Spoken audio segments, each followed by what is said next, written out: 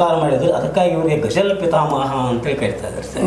ಇಂಥ ಶ್ರೇಷ್ಠ ವ್ಯಕ್ತಿತ್ವವನ್ನು ಹೊಂದಿರುವಂಥ ನಮ್ಮ ಶಾಂತರಸರು ಬಸವಣ್ಣನವರ ಹಾಗೆ ಸರ್ ಸಾಮಾಜಿಕ ಅನಿಷ್ಟಗಳ ವಿರುದ್ಧ ಹೋರಾಡಿದರು.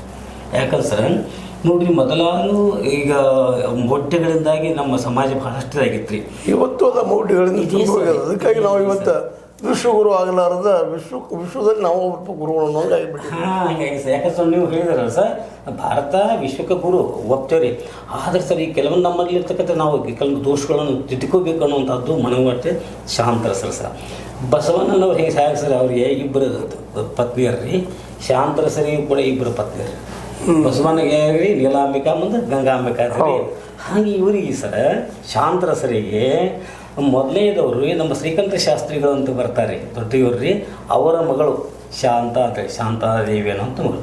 ಅವರು ಸ್ವಲ್ಪ ಬೇಗನೆ ಅವರು ಲಿಂಗೈಕ್ಯರಾದ ಕಾರಣ ರೀ ಮತ್ತೊಬ್ಬರು ಬರ್ತಾರೆ ಲಕ್ಷ್ಮೀದೇವಿ ಅಂತೇಳಿ.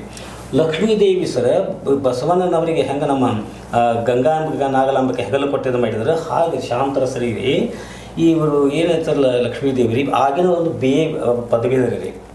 ಹೀಗಾಗಿ ಸರ್ ಸಾಹಿತ್ಯವನ್ನು ಬಲ್ಲವರಾಗಿದ್ದರಿಂದ ರೀ ಇವರಿಗೆ ಸಾಥ ಕೊಡ್ತಾ ಇದ್ದಾರೆ ರೀ. ಮತ್ತು ಇವರೇ ಒಂದು ಇದಕ್ಕೆ ರೀ ನಮ್ಮ ಕನ್ನಡ ಸಾಹಿತ್ಯದ ದಿಗ್ಗಜರೆಲ್ಲರೂ ಬಂದು ಹೋಗ್ತಾ ಇದ್ದಾರೆ. ಶಾಂತರಸರು ಒಂದೇ ಕಡೆ ಇರೋರಲ್ರಿ. ಆದರೆ ಅವರು ಬಂದಂಥ ಅತಿಥಿಗಳನ್ನು ಅವ್ರನ್ನ ಯೋಗ್ಯತೆಯಿಂದ ಅವರನ್ನ ಆದರ ಉಪಚಾರ ಮಾಡಿ, ಯಾಕೆ ಇವರು ಸಾಹಿತ್ಯ ಪ್ರೇಮಿಗಳಾಗಿದ್ದರಿಂದ ರೀ ಅವರ ಮನೆ ಏನಂತ ಸಾಹಿತ್ಯದ ಗೂಡಾಗಿತ್ತು. ಹೇಗೆ ಸರ್ ಈ ಬಸವಣ್ಣವರು ಅಂತರ್ಜಾತಿ ವಿವಾಹ ಮಾಡಿಸರು, ಹಾಗೆ ಶಾಂತರಸರು ಕೂಡ ರೀ. ಯಾಕಂದ್ರೆ ನಮ್ಮಲ್ಲಿ ಒಂದು ಇದು ಬೆಳಿಬೇಕಂತಂದ್ರೆ ಇವೆಲ್ಲ ಭಾವೈಕ್ಯತೆ ಮೂಡಬೇಕು, ಒಂದು ಜಾತ್ಯತೀತತೆ ಬೆಳಿಬೇಕು ರೀ, ಜಾತಿಯ ಮೌಢ್ಯಗಳನ್ನೆಲ್ಲ ತೆಗಿಬೇಕು. ಆ ನಿಟ್ಟಿನಲ್ಲಿ ಸರ್ ಇವರು ಮಕ್ಕಳಿಗೆ ಮಾಡ್ತಾರೆ. ಇನ್ನೂ ಸಣ್ಣ ಮಾತ್ರ ಸರ್, ಆವಾಗ ಅವರಿಗೆ ಮುನ್ಸಿಪಾಲ್ಟಿ ಒಳಗೆ ಒಂದು ಅಧಿಕಾರಿ ಸ್ಥಾನ ಬಂದಿತ್ತಂತೆ. 31 ರೂಪಾಯಿ ಪಗಾರ, ತಿಂಗಳಿಗೆ 31 ರೂಪಾಯಿ ಪಗಾರ. ಆದರೆ ಆ ವೃತ್ತಿ ಇವ್ರಿಗೆ ಯಾಕೋ ಮನಸ್ಸಿಗೆ ಬರ್ತಾ ಇರಲಿಲ್ಲ. ಕಡೆಗೆ ಅದಕ್ಕೆ ರಾಜೀನಾಮೆ ಕೊಟ್ಟು 21 ರೂಪಾಯಿದು ಪಗಾರ ರೀ ಒಂದು ಶಿಕ್ಷಕ ವೃತ್ತಿ ಆಯ್ತು.